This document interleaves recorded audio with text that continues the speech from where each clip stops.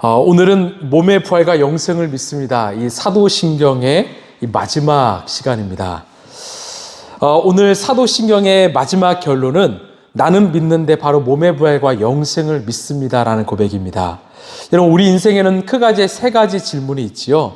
인간은 어디에서 와서 무엇을 하다가 어디로 갈 것인가? 사람들은 이 질문에 답을 찾기 위해서 오랫동안 수양을 하고 훈련을 하고 연구를 했습니다. 그런데 이 질문의 답을 사실 찾기가 쉽지는 않습니다. 왜 그러냐면 인간은 인생 밖으로 나갈 수 없는 시간과 공간의 제약을 받는 그런 유한한 존재이기 때문이죠. 인생 밖을 나갈 수 없기 때문에 우리는 어디에서 왔고 무엇을 하다가 어디로 갈지 이 답을 찾을 수 없다라는 거죠. 제가 종교학을 공부하면서 깨달은 한 가지는 이 기독교만이 이 질문에 명확한 답을 줄 수 있다라는 겁니다. 여러분, 인간은 어디에서 왔지요? 바로 하나님에게서 왔지요. 무엇을 해야 됩니까? 바로 하나님의 나라와 의를 위하여, 하나님의 뜻을 위하여 살다가 어디로 갑니까? 하나님 당신의 품으로 가지요. 그래서 기독교가 소망이고 진리인 것입니다. 여러분, 우리는 이 땅에 태어났습니다. 사실 태어났다기보다는 태어나졌지요. 이것은 우리의 선택이 아니라 하나님의 선택이었고 하나님의 계획이고 부르심이었습니다. 그렇기에 이제 우리가 어디에서 왔는지의 답을 얻었다면 이제 우리는 이 땅에서 내가 어떻게 살 것인가, 여기에 더 관심을 가졌으면 좋겠습니다. 그리고 이 땅에 잘 살다가 주님 품으로 가는 그 관심을 더 가졌으면 좋겠습니다. 우리 인간은 죽습니다. 반드시 죽지요. 죽음은 누구에게나 찾아오는 필연이죠.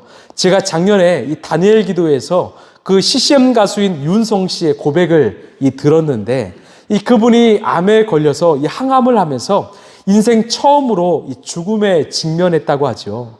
자신도 마치 시한부 인생이 찾아와서 이 시한부를 살아가는 것처럼 느꼈는데, 돌이켜보니까 우리 인간 모두가 시한부 인생이었구나라는 것을 깨달았다는 거죠.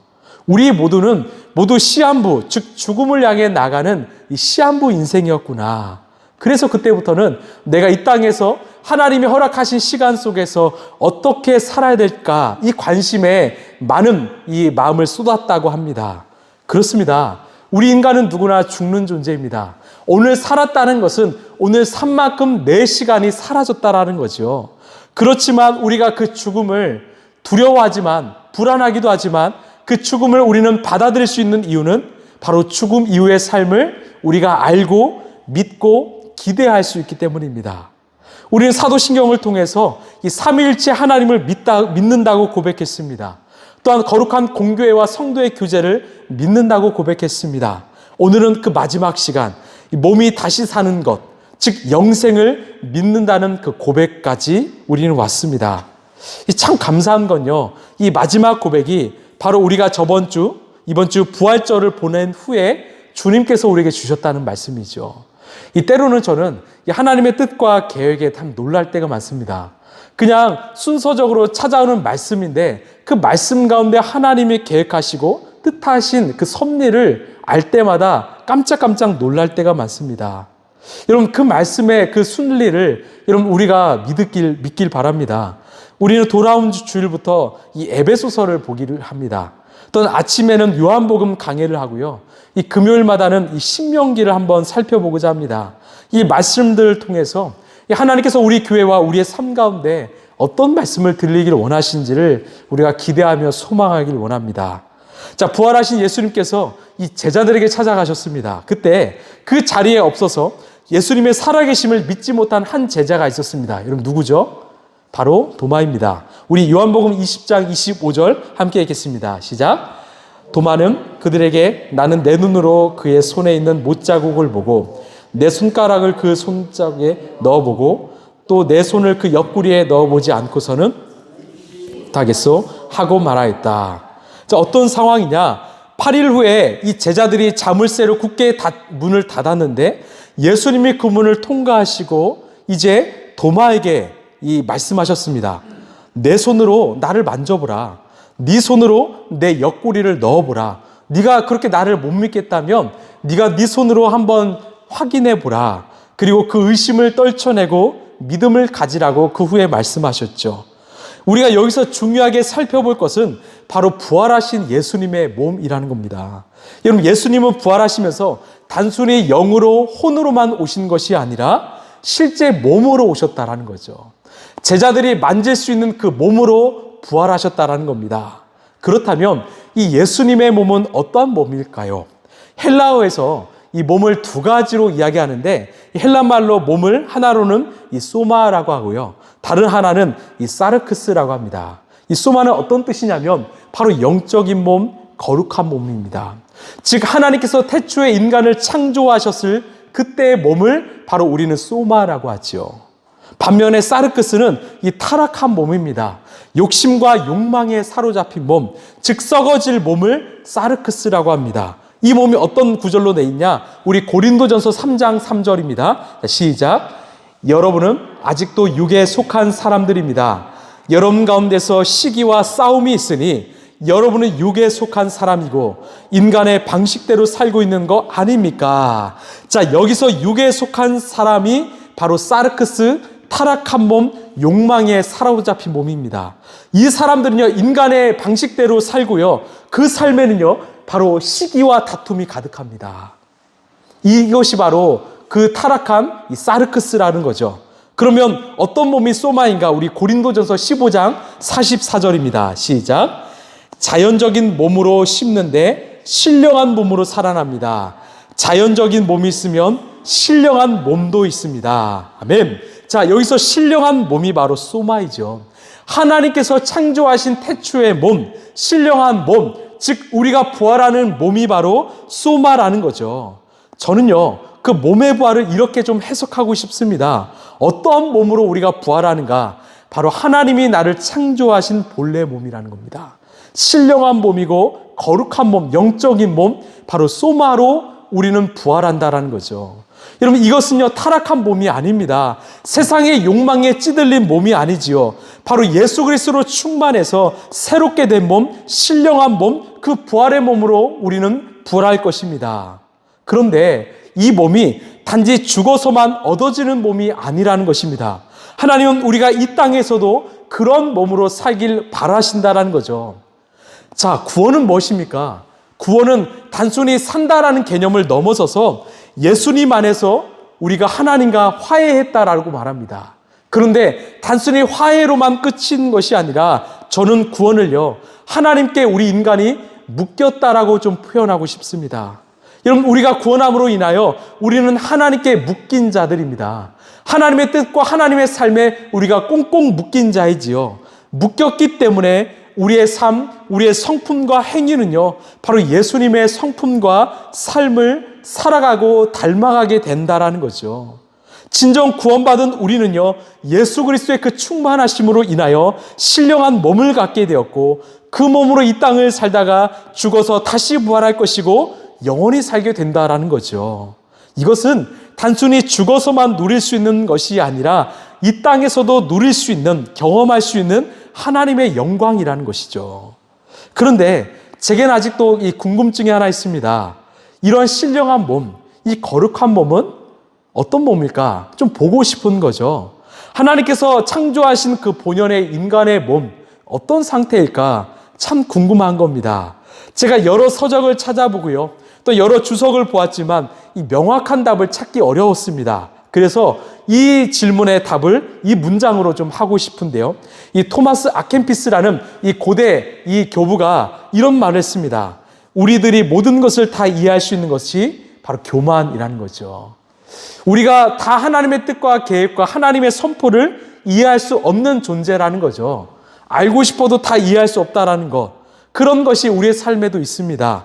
그래서 어쩌면 신앙의 선배들이 이 문장을 사도신경에서 믿음으로 고백하지 않았을까 싶습니다.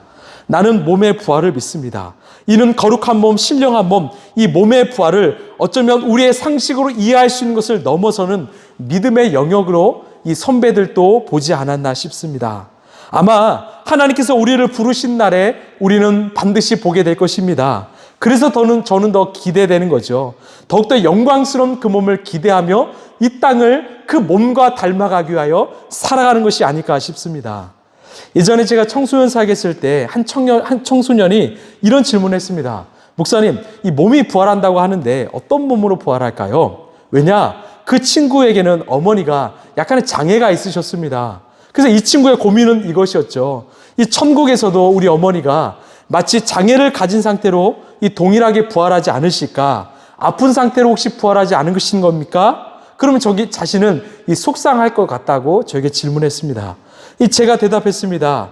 이 목사님이 완벽한 답을 줄 수 없지만 천국에 대해서 주님은 분명하게 말씀하셨지, 그곳에는 아픔과 슬픔이 없다. 고난과 고통도 없다. 애통도 없다. 그래서 어머니도 이 세상에서 볼 수 없는, 알 수 없는 가장 영광스러워 완벽한 몸으로 부활하지 않으실까? 이렇게 제가 답을 했더니 그 친구의 표정이 밝아졌습니다. 여러분, 이 믿음이 우리에게 있기를 소망합니다.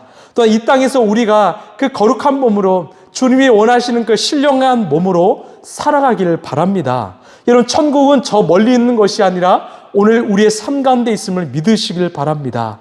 그래서 하나님의 거룩 바라시는 그 하나님의 부름처럼 이전보다 더 거룩하고 신령한 몸으로 이 땅을 살아가는 저 여러분 되길 간절히 소망합니다.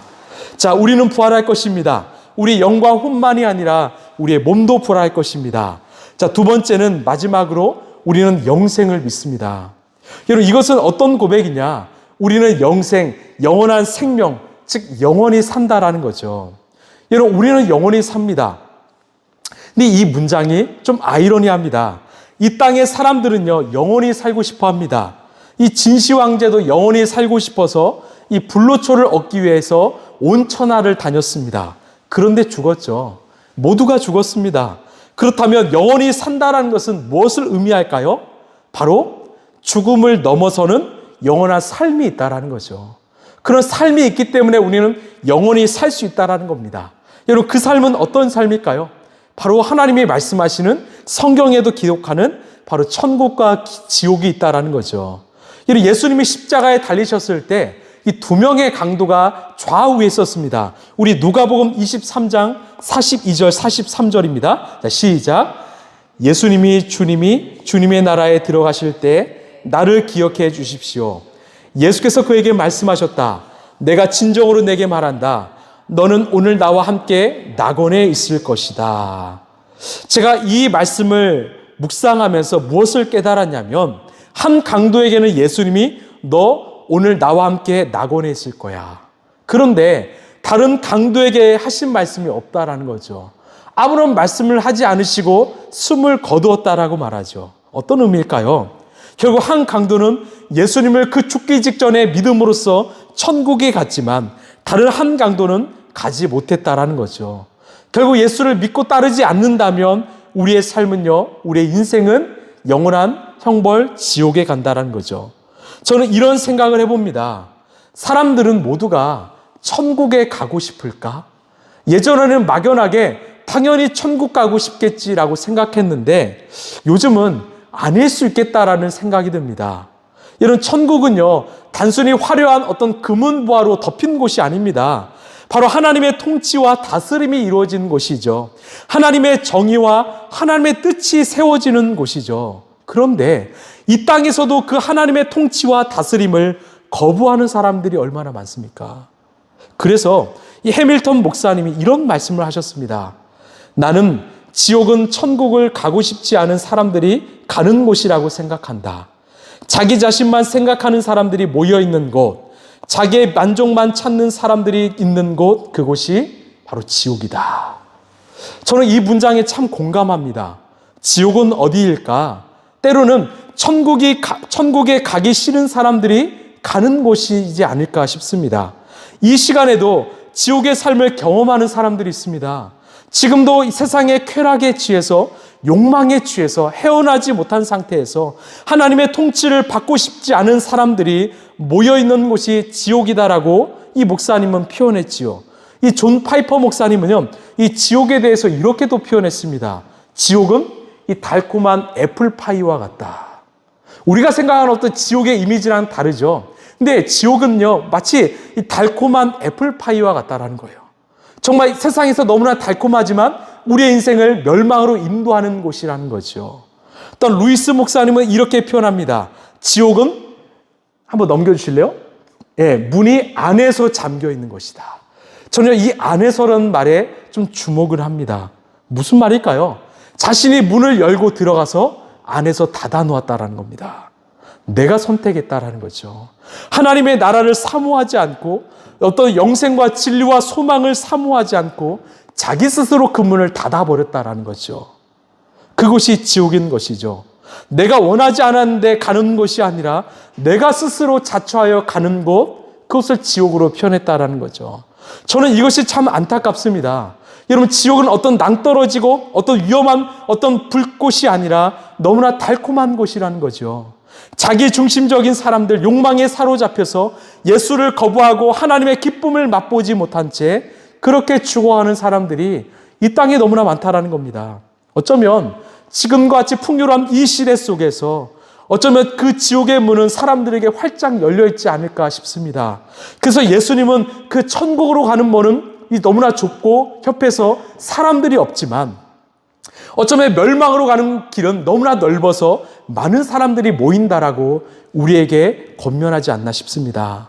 그렇기 때문에 우리는 이 시대일수록 우리는 더 선명하게 주님의 말씀을 더 붙잡길 소망합니다. 이것을 우리가 분별하고 우리가 정말로 하나님의 진리와 복음과 소망을 더 굳건히 붙잡길 소망합니다. 우리 오늘 말씀 함께 읽겠습니다. 시작.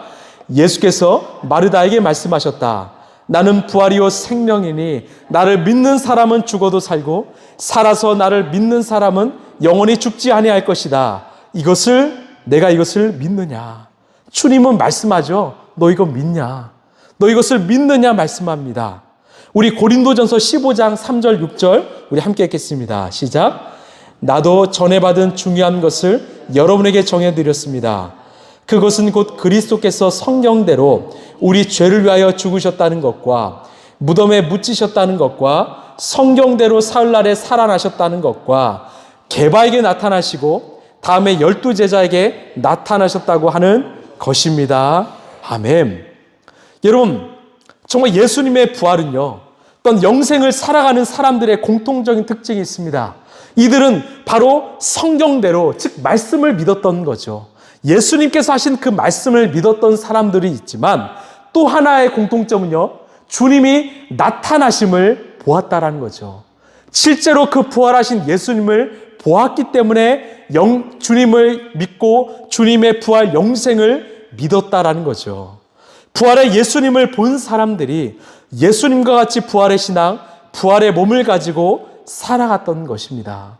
여러분, 예수님의 사도들, 12제자들, 사도 바울이 그 예수님을 보았고 부활의 삶을 살게 되었다라는 거죠.